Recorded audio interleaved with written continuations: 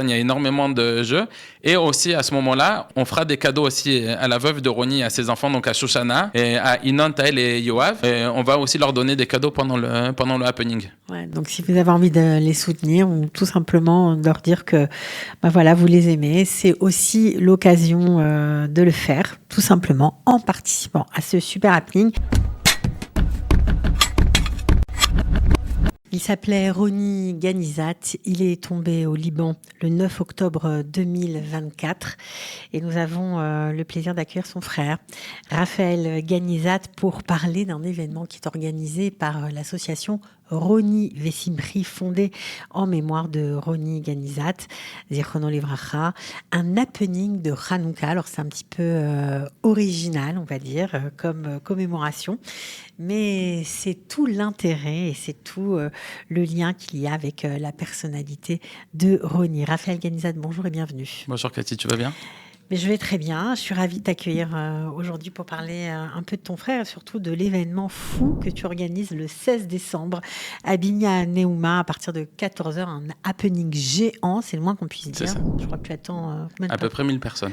Voilà, 1000 personnes en mémoire de ton frère. Alors, juste avant, bien sûr, de parler de l'événement, est-ce que tu peux nous parler un peu de la personnalité de ton frère et du lien qu'il y a entre cet événement et Roni ? Roni, c'était quelqu'un de très joyeux. Toutes les personnes qui le connaissaient, il a dit « Quand je pense à Roni, je vois Roni avec son sourire. » Peu importe où c'était, il avait tout le temps le sourire. Et Roni, Baruch Hashem, il avait une personnalité, c'est que il passait pas inaperçu.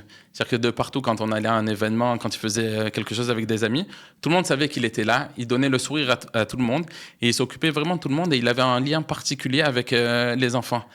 Il y a, par exemple, il y a pas longtemps... il était animateur au Bnei Akiva aussi. Il était animateur au Bnei Akiva. Même en Israël, il s'est occupé, il était au CNEF.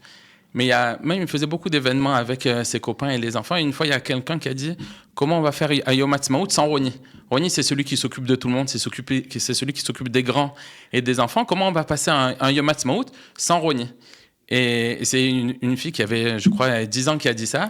Donc, c'est pour dire que même les enfants qui le connaissaient, on dit Roni, c'est la joie de vivre. Roni, c'est quelqu'un qui s'occupe de tout le monde et c'est un sourire qui est communicatif. C'est-à-dire que ça a influencé sur tout le monde, quoi. Il donnait la joie de vivre à tout le monde. Alors pourquoi plutôt Hanouka que Yom Ha'atzmaut ?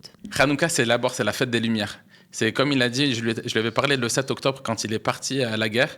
Il savait très bien pourquoi il partait. Pour lui, c'était comme ils ont fait les Maccabim à l'époque. On fait la même chose de nos jours. Et Hanouka, c'est la fête des enfants, plus qu'à Yom Ha'atzmaut. À Hanouka, on met l'accent sur la lumière, sur l'unité du peuple juif, sur les enfants. C'est une fête qui est très orientée pour les enfants. C'est-à-dire, on fait des cadeaux aux enfants, on s'en occupe, etc. C'est ce qu'il était Roni.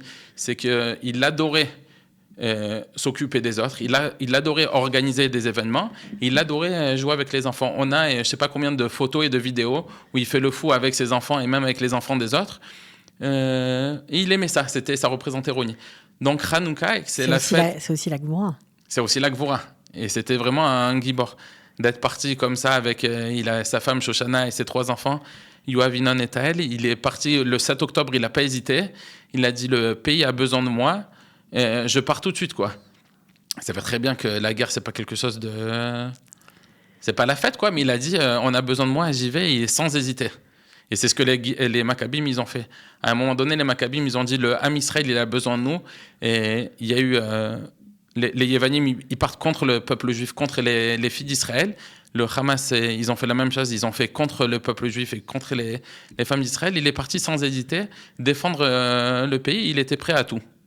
Voilà, il a même prononcé une phrase qu'on a vu beaucoup sur des stickers, sur des affiches. On a choisi de monter en Israël. On ne laissera personne lui faire du mal. Cette phrase, il a dit après avoir passé une centaine de jours en Milouim, c'est-à-dire qu'il est parti le 7 octobre, ça devait être au mois de décembre, janvier, je ne me souviens plus exactement la date. Il a fait un post sur Facebook, il a écrit 2 choses. Il a dit d'abord, si je pouvais donner une médaille d'honneur, je donnerais une médaille d'honneur à toutes les femmes des Milouim et en particulier à ma femme. Il a dit parce que nous, on est parti défendre le pays, il y a tout le peuple qui nous soutient. Il a dit mais nos femmes, elles restent à la maison, elles travaillent, elles ont les enfants, etc. C'est pas évident. Et donc, pour ça, et toutes les femmes des Milouim, et donc Shoshana en particulier, elle mérite une médaille d'honneur. Et il a continué dans son poste, il a dit on est monté en Israël, on ne laissera personne la détruire. Et pour lui, c'était quelque chose de très important. On était bien en France, etc. Mais il est venu en Israël, il a dit le pays a besoin de moi, l'État a besoin de moi, et je vais le défendre, et je vais le défendre. Juste avant de parler de ce happening majestueux, grandiose, fou, comment il est tombé? Pour ceux qui ne connaissent pas encore son histoire. Roni, il a passé, depuis le début, il a été, depuis le 7 octobre 2023, il est parti dans le Nord. Il a passé là-bas un an. Il avait fait plus de 260 jours de Milouim à peu près. Et donc, de base, il n'était pas censé retourner. En octobre, il n'était pas censé retourner en Milouim. Il était censé retourner là-bas au mois de janvier. Mais juste quelques jours avant Rosh Hashanah, je me souviens très bien aussi, c'était la Brit Mila de mon fils Itai.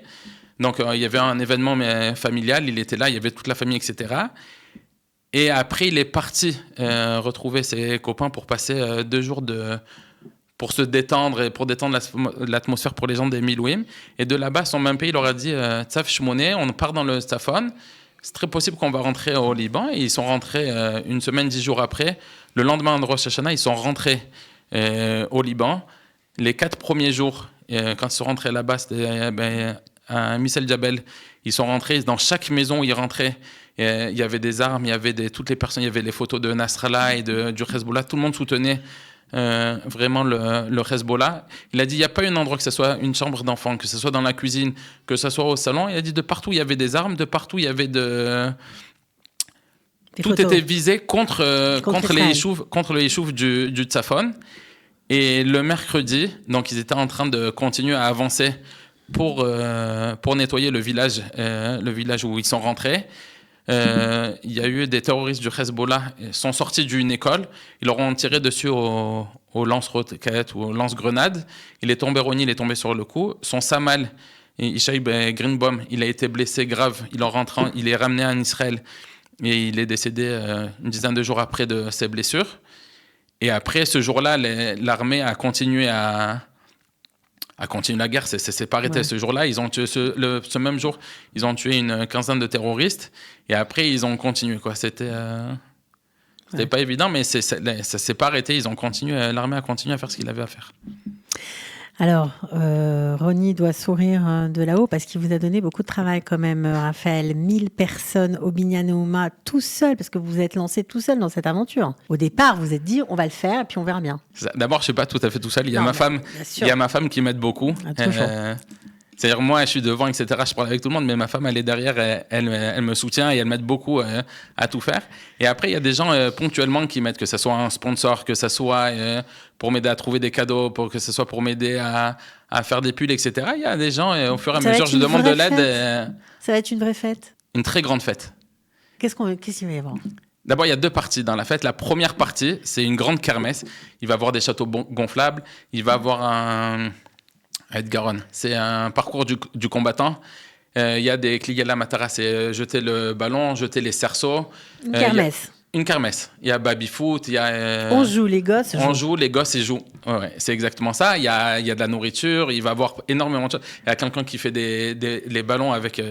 des formes. Avec des formes. Donc, c'est vraiment une grande kermesse pour les enfants. Ça va être à partir de 2h. Et après, la deuxième partie, au moment de l'allumage des bougies, on va faire donc allumage des bougies de Hanouka. Il y aura une vidéo en mémoire de Roni. En principe, il y a le maire de Jérusalem qui doit venir, qui va parler. Et on va raconter un petit peu des histoires sur Roni. Ok. Bon, mais on va surtout s'amuser, quoi. Apparemment, c'est le but de la journée. C'est le but de la journée et c'est ce qui représentait Roni. Roni, c'était pas quelqu'un qui était triste, c'était pas quelqu'un qui se morfondait, c'était quelqu'un qui était vraiment joyeux. Même une fois, il y a une histoire qu'on a beaucoup racontée, c'est que quand il était en Milouim, d'abord il était dans le nord, il a passé l'hiver là-bas, et c'est pas forcément un hiver très chaud, il faisait froid, il a plu, il y avait de la boue, etc. Mais tous les jours, il envoyait des photos, il envoyait des vidéos où il faisait le fou, juste pour donner le sourire aux personnes qui étaient derrière. C'est-à-dire que lui, il était dans des conditions pas agréables. Les autres qui étaient à la maison, qui étaient au chaud, etc., c'est lui qui envoyait des photos pour encourager tout le monde et pour donner le moral à tout le monde. moral. Et il y a un des neveux qui était lui aussi, qui était en Milouim, il lui a envoyé un message, il lui a dit, Ronnie, mais comment tu fais pour faire le clown toute la journée? Moi aussi, je suis là-bas, on se prend la pluie et tout ça. La vérité, je n'ai pas envie de rire. Et Ronnie, il s'énerve un petit peu avec lui, il dit, oui, moi, je supporte pas les gens qui se plaignent toute la journée. Il y en a aussi qui sont avec moi à l'armée, ils se plaignent, et c'est comme ci, et c'est comme ça. Il a dit, écoutez-moi les gars, Nahon, les conditions, c'est pas des conditions, mais on a deux possibilités. Ou on fait la tronche, et on n'en finira jamais, on va avoir l'impression que ça va durer 1000 ans, et ça va nous avancer à rien. Ou on relève la tête, on fait des blagues, on fait un peu les fous, on parle entre nous, on fait quelque chose, et ça sera beaucoup plus facile pour tout le monde. Il a dit donc, sois content, souris avec le sourire, ce sera beaucoup plus facile, et tu verras quoi, ça va te faire avancer. Et pour lui, en Milouim, il faisait tout le temps ça, quoi. Il y a même plein de vidéos où il fait des farces à ses copains qui étaient avec lui quand ils étaient en Milouim, justement, pour donner le sourire et la bonne humeur à tout le monde. Bon, alors si vous avez envie de passer une super journée, c'est pour les enfants, évidemment, on va dire de 1 an à 13 ans, comme ça ? À peu près, ouais. À peu près. Le 16 décembre, à partir de 14h, au Binyaneouma, vous êtes attendus, je crois que c'est 20 shekels l'entrée. C'est ça. Voilà, donc c'est pas grand-chose. Il y a une réduction si on a plein d'enfants, si on a 5, 6 enfants. En principe, non, on pouvait toujours m'appeler. On peut toujours appeler pour ou demander. D'accord. C'est ça. Je voulais juste rajouter 2 points. D'abord, il y aura, donc ce jour-là, dans la deuxième partie, quand on va faire le TKS, on fait une très grande tombola. C'est très important, avec très plein important. de cadeaux à gagner. Il y a plein de cadeaux à gagner. Il y a une Nintendo Switch, il y a une tablette, il y a toute la sidra du Rav Melamed sur les halachot pour les enfants avec des très beaux dessins, etc. Monopoly, Catan, il y a énormément de jeux. Et aussi, à ce moment-là, on fera des cadeaux aussi à la veuve de Ronnie, à ses enfants, donc à Shoshana, et à Inon, Taël et Yoav. On va aussi leur donner des cadeaux pendant le happening. Ouais, donc si vous avez envie de les soutenir ou tout simplement de leur dire que voilà, vous les aimez, c'est aussi l'occasion de le faire, tout simplement, en participant à ce super happening. Il y a plein de sponsors très sympas qui vous ont aidé, franchement, on peut le dire. C'est ça.